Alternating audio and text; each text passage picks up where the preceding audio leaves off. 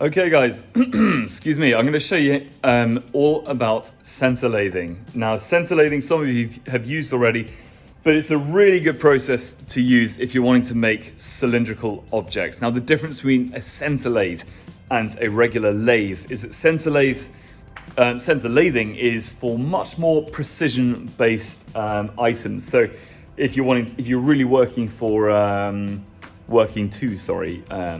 tighter dimensional constraints, you've got a part that needs to be really accurate, nicely finished, you need to use a center lathe to do it.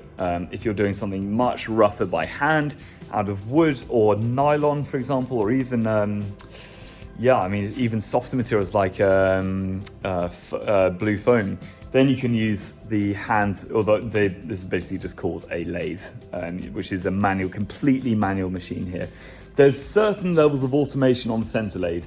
So it has some things it can do automatically, like it can do a screw thread, and there's various settings on here where you can set the speed and you can set it up to do a screw thread as well. But it's still fairly complicated to do. These are specialist pieces of equipment. You need to know what you're doing in order to be able to have a good outcome. The trouble is these days is that they are these things, you have CNC versions of these things now. So arguably machines like this are almost redundant because you could design something in CAD and then a CNC lathe would then cut it out far quicker, far better finish than you could do by hand. So yeah, these are just great for making quick prototypes, quick models. If you're wanting to make anything cylindrical, like I say, even if it's out of just a piece of dowel or something like that, you can do it on here. And actually other things like nylon is really good because nylon's so soft. You can cut nylon incredibly easily on here as well. You can see this student's already started wasting some material away. But yeah, it's a very useful process to be able to know how to do. So what I'm going to show you now is how to use it safely and effectively. First thing is we have to wear a full face shield.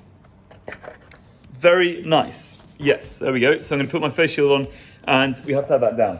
Now the reason that we need to use a full face shield is because the flying workpiece debris from here is really nasty. You can see here we've got a load of this stuff which is called swarf, and swarf is horrible stuff. It's literally razor sharp. It's the equivalent. It's basically metal sawdust. Metal splinters. But this is razor sharp, and you don't want to get this in your hands because it can shred your hands. In fact, you can see a ton of it down here. Let's get a little piece you guys can see closer. Yeah, but we're talking this is like micrometer thickness, so this will cause some nasty cuts. So yeah, we want to be very, very careful when we're using this. Okay, so first thing is I've got some aluminium bar loaded in here. We've got a thing called the chuck. Now the chuck, to load the material, we have to use what's called the chuck key. And we put that in here like that, and then we use that to tighten the jaws of the chuck. Now, you'll notice this is spring-loaded, so if I let go, it automatically falls out. Now, the reason for that is, it means that you cannot turn on the machine with this still in the chuck, because this is the bit that does the spinning. You see that rotates there. So if we left the the chuck key in the chuck, that started spinning, this would fly out at a crazy high speed, and it would be awful. Because this is solid mild steel or something, so it's pretty heavy.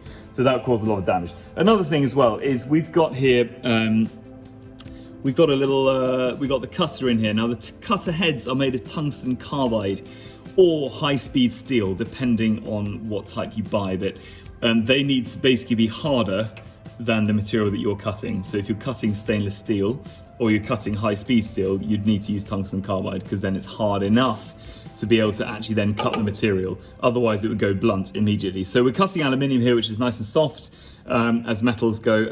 So a regular high-speed steel cutter head is absolutely fine. So I'm gonna just put the tripod here now. I'm just gonna demonstrate to you basically how to use this. So what we do is we have to close the safety guard there. We have another safety guard that comes over the top, but unfortunately I can't use that because you won't be able to see what I'm doing otherwise. Let's just move this a little bit closer here. Now what I'm gonna do is, you can see on here, if I just angle the camera up a little bit, sorry, this is my really, really amateur camera work. There we go. Okay, so I'm going to wind out. We've got the x-axis here for the machine, and then we've also got a y-axis going forwards and backwards, so we can do depth. Now, the rule is with lathing is that you cut a little at a time. You just shave off an absolutely tiny bit. So I'm going to show you how I can go ahead and do that. And I'll show you also the automatic setting where it will just, literally on autopilot, will just go along and then it'll cut a nice surface finish. So here we go. I'm going to turn on the coolant as well that we've got here. And here we go. And that will start eventually pumping some coolant through. All right, I'm going to turn the machine on with the red lever down here.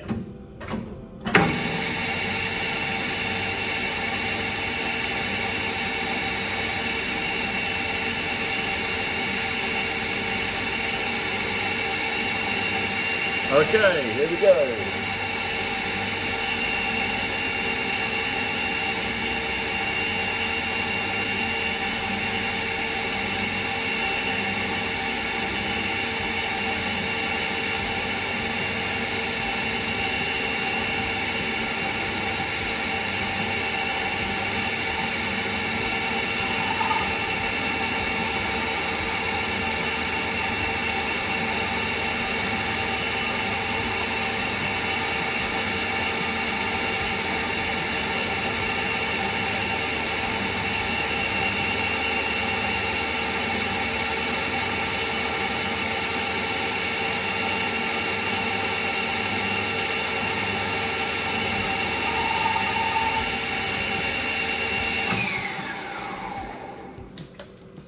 Okay, there we go. So that's very basically showing you the process of lathing. Now you can see here the effect of just removing the outside layer of the aluminium. We suddenly get this beautiful finish. And that's actually not too hot. I only cut a very thin layer off there, like we're talking 0.5 millimeter. And you can see the quality of finish that you then get as a result of that is very, very high. You can get a really shiny finish with the lathing. So yeah, lathing, you can lathe the outside, but you can also then use a drill and you can lathe the inside as well. So essentially I could slide this, this gets really jammed. Here we go, and this is where it's so jammed that I won't be, there we go. Right, I could move that up there, like this, and I can lock that into place. And yeah, and we can have a go then at doing this instead. So yeah, I'll just turn the lathe on.